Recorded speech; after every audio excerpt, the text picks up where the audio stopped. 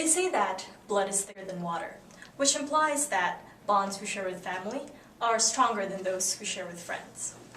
But let's not forget, you can't live without blood, but you'll die without water. I'm sure we all have at least one person that we consider our best friend, and I'm willing to bet that not a lot of us have expressed how much we appreciate them lately. It's important to show your gratitude and love towards your friends, because it might be your last chance. Let me take you back, thousands of miles away to the east of this continent. 4 years ago, when I once took for granted my friend's presence, even though I knew it would be the last time I would see them. Sometimes, the longer you've been friends with someone, the easier it is to forget to appreciate them. It was September 15th, 2007, in Quezon City, Philippines. I was at the young age of 17, born and raised in this city, the only life I knew. I had a flight in 5 hours, but I had refused to pack for my 16-hour intercontinental flight until the night before. I had 5 best friends back then. I didn't believe that you could only have one. And we named our little group Chris and Nell, which is a combination of all our names. Chris and Nell came over to my house for a last home-cooked feast together. The smell of that delicious food, I still remember it. I didn't want this day to be too dramatic, so I did my best to act as if it was just an ordinary day. Like the good friends that they are, they helped me finish the rest of my packing because I was lazy and I just didn't want to pack. Our last ride together on the way to the airport was pleasant but controlled.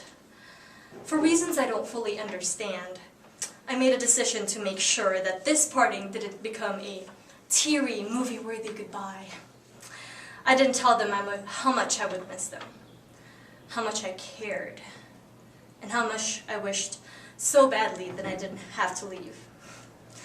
We hugged and kissed and said proper goodbyes, but for the most part, I did my best not to make a big deal out of it. I promised to write emails, to send letters, to call regularly, and I did all of this just to justify the fact that I wasn't giving them their dramatic goodbye that I bet they were expecting. So it was my first time riding on a plane by myself. I looked inside my carry-on just to see what was in there, and found a scrapbook that my sneaky best friends secretly stashed in there.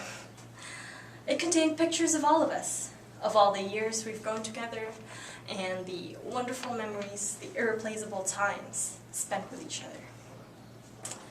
At that moment, the fasten your seatbelts lights turned on, and I felt a deep sense of regret and sadness, because I didn't tell them, didn't express how much they all meant to me. So to wrap it up, I knew that it was the last time I'll be seeing my friends, and yet I managed to still not tell them how much I loved all of them. It may have been my pride or my preoccupation with riding a plane by myself for the first time. I have no idea. And yes, one could argue that distance doesn't matter in friendship, that there's technology that can bring us together, and that time doesn't matter when you're friends. But there's nothing quite like a real hug. Seeing a smile in person, hugging a person. No amount of cute emoticons in an email can substitute with that. I learned that it's important to show gratitude and love towards your friends, because it might be your last chance.